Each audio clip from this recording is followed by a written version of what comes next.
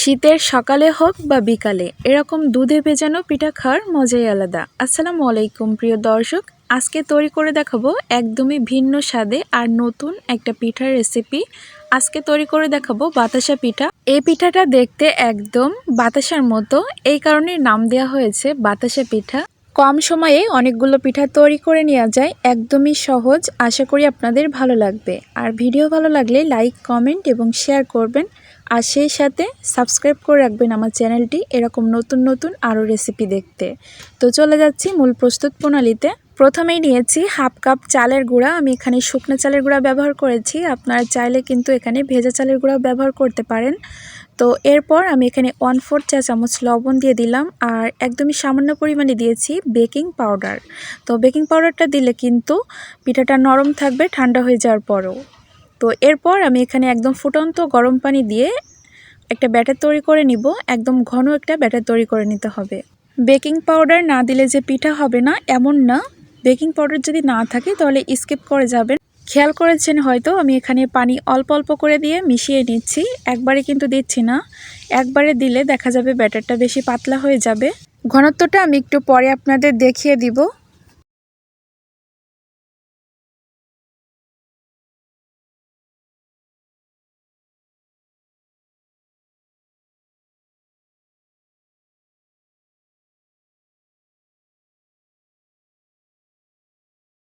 তো দেখুন আমার কিন্তু ব্যাটারটা তৈরি হয়ে গিয়েছে, আর এর ঘনত্বটা আমি একটু দেখিয়ে দিচ্ছি। এরকম উপর থেকে ছাড়লে দেখবেন যে একটা দাগ থেকে যাচ্ছে আর কিছুক্ষণ পর মিশে যাচ্ছে।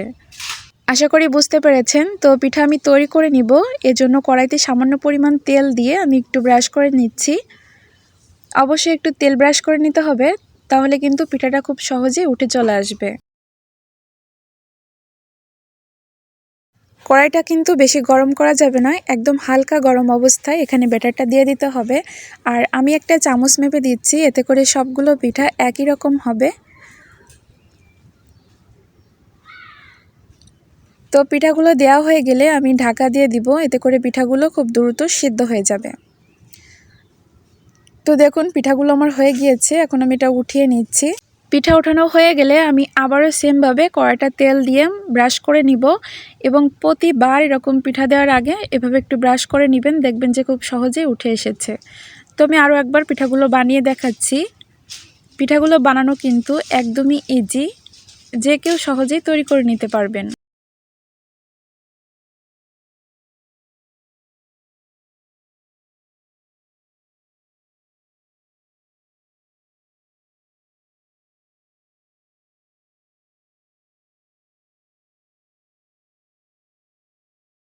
সবগুলো পিঠা আমি তৈরি করে নিয়েছি, আর দেখুন দেখতে একদম বাতাসার মতোই লাগছে, তাই না?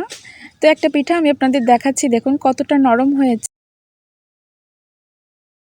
তো পিঠাগুলো তো এখন দুধে ভেজাতে হবে, তার জন্য আমি এখানে দুধ নিয়েছি 2.5 কাপের মতো। এরপর আমি এখানে লবণ দিয়ে দিলাম 1/2 চা চামচের মতো।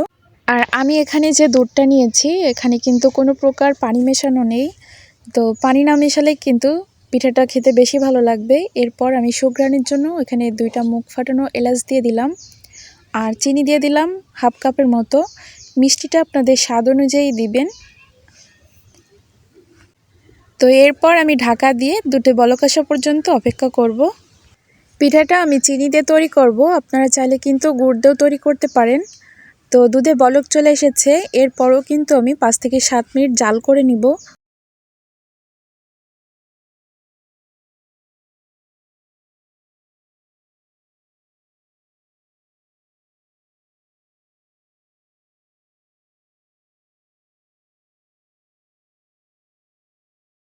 বেশ কিছু সময় ধরে দুধটা জাল করে নিয়েছি। এরপর আমি এখানে 1/2 চা চামচের মতো ইয়েলো ফুড কালার ব্যবহার করছি, দেখতে সুন্দর লাগবে এই কারণে। তো ফুড কালার না দিলেও কিন্তু কোনো সমস্যা নেই। এরপর আমি পিঠাগুলো দিয়ে দিচ্ছি। তো পিঠাগুলো দিয়ে দেওয়ার সময় চুলার জাল একদমই কম রাখবেন। সবগুলো পিঠা দুধে দেওয়ার পর জালটা বাড়িয়ে দিতে হবে।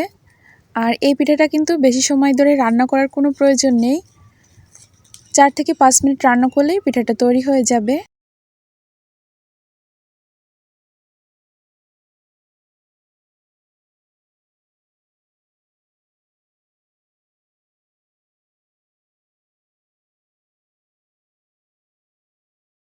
মিনিট 5 পর আমি চুলাটা অফ করে দিয়েছি। পিঠাটা একদম হয়ে গিয়েছে। তো পিঠাটা এখন আমি রেস্টে ঢাকা দিয়ে রেখে দিব। ঠান্ডা হয়ে যাওয়ার পর আমি আপনাদের দেখাবো। পিঠাগুলো ঠান্ডা হয়ে যাওয়ার পর একটা বাটিতে নিয়ে নিচ্ছি। আর এই পিঠাগুলো খেতে কিন্তু অনেক মজা হয়েছে। তো নতুন এই পিঠাটা সবাই ট্রাই করবেন। ভালো থাকবেন। আজকে এখানে বিদায় নিচ্ছি। আল্লাহ হাফেজ।